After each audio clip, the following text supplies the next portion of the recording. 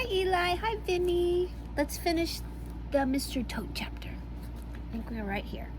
Then, laughing heartily, he dressed as quickly as possible in the smartest suit he could lay his hands on for the moment, filled his pockets with cash, which he took from a small drawer in the dressing table, and next, knotting the sheets from the bed together and tying one of the end of the improvised rope around a central mullion of the handsome two-door window which formed such a feature of his bedroom, he scrambled out, slid lightly to the ground, and taking the opposite direction to the rat, marched off lightheartedly, whistling a merry tune. See, there he is, climbing out of his window.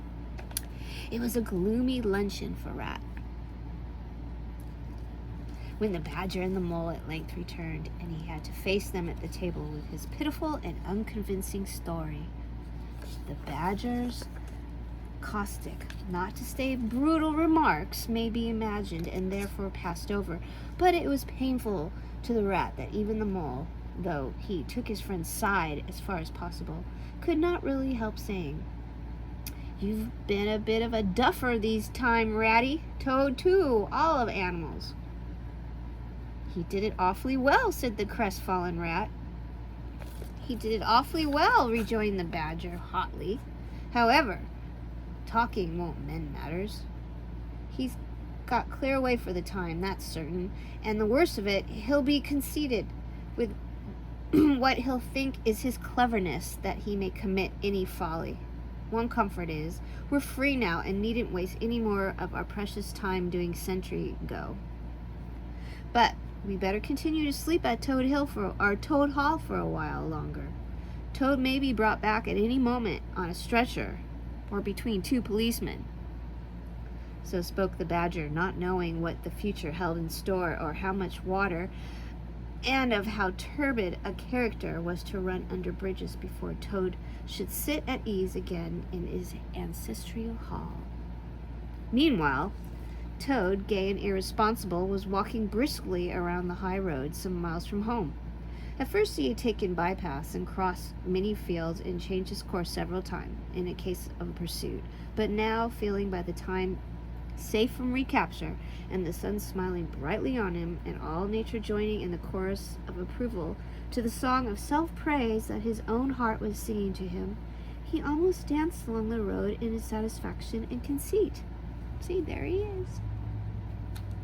"Smart piece of work, that," he remarked to himself, chuckling. "Brain against brute force, and brain came out on top, as it's bound to do. Poor old Ratty, my! Won't he catch it when the Badger gets back?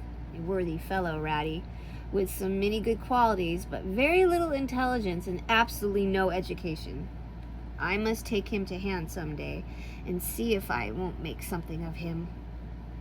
Filled full of conceited thoughts such as these, he strode along, his head in the air, till he reached a little town where the sign of the Red Lion swinging across the road halfway down the main street reminded him that he had not breakfasted that day, and that he was exceedingly hungry after his long walk. He marched into the inn, ordered the best luncheon that could be provided at such short notice, and sat down to eat in the coffee room. He was about halfway through his meal when an all too familiar sound approaching down the street made him start and fall a trembling all over. The pop, pop drew nearer and nearer. The car could be heard to turn into the inn yard and come to a stop, and Toad had to hold on to the leg of the table to conceal his overmastering emotion. Presently, the party entered the coffee room, hungry, talkative, and gay, voluble for their experiences of the morning and the merits of the chariot that had brought them along so well. Toad listened eagerly, all ears for a time. At last he could stand it no longer. He slipped out of the room quietly, paid his bill at the bar, and as soon as he got outside, sauntered around quietly in the inn yard. "There cannot be any harm," he said to himself, "in my only just looking at it." The car stood in the middle of the yard, quite unattended, the stable heaps and other hanger-ons being all at their dinner. Toad walked slowly around it, inspecting, criticizing, musing deeply. "I wonder," he said to himself presently, I wonder if this is the sort of car starts easily. Next moment, hardly knowing how it came about, he found he had hold of the handle and he was turning it. As a familiar sound broke forth, the old passion seized on Toad and completely mastered him, body and soul. As if in a dream, he found himself somehow seated on the driver's seat. As if in a dream, he pulled the lever and swung the car round the yard and out through the archway. And as if in a dream, all sense of right and wrong, all fear of obvious consequences, seemed temporarily suspended. He increased his pace, and as the car devoured the street and leapt forward on the high road through the open country, he was only conscious that he was Toad once more. Toad at his best and highest. Toad the terror, Toad the traffic quiller, the lord of the lone trail, before whom all must give way or be smitten to nothingness and everlasting night. He chanted as he flew, and the car responded with sonorous drone. The miles were eaten up under him as he sped, he knew not whither, fulfilling his instincts, living his hour, reckless of what might come to him. To my mind, observed the chairman of the bench of magistrates cheerfully, the only difficulty that prevents itself in this otherwise very clear case, how we can possibly make it sufficiently hot for the incorrigible rogue and the hardened ruffian whom we see cowering at the dock before us. Let me see. He has been found guilty on the clearest evidence, first of stealing a valuable motor car, secondly of driving to the public danger, and thirdly of gross impertinence to the rural police. Mr. Clerk, will you please tell us what is the very stiff penalty, or what is the very stiffest penalty we can impose for each of these offenses, without, of course, giving the prisoner the benefit of any doubt, because there isn't any.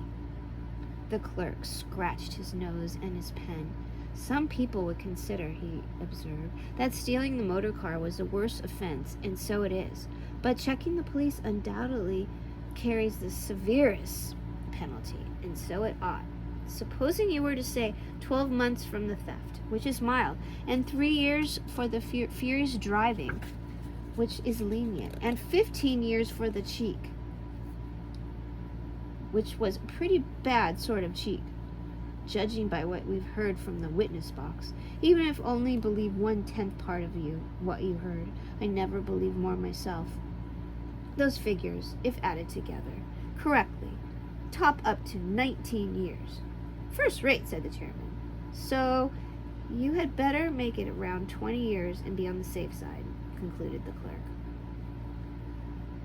An excellent suggestion, said the chairman approvingly. Prisoner, pull yourself together and try and stand up straight.